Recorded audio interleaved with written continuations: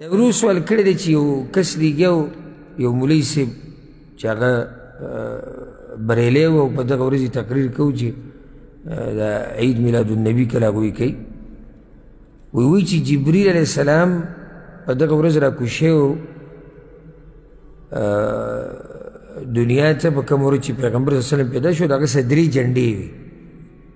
یو جنډې په کعبه باندې لګولې وه یو جنډې په بیت المقدس باندې لګولې وه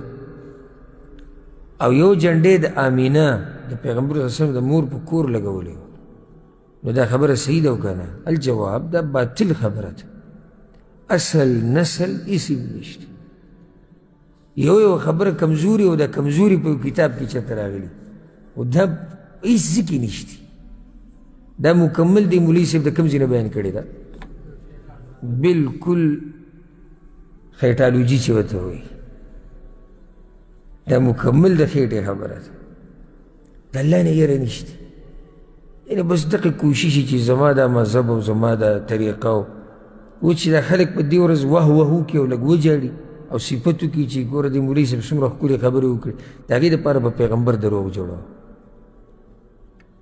پیغمبر صلی الله علیه وسلم باندې دروغ جوړوه صرف دې دپاره چې خلک خوشحاله شي او خلک صفت وکړي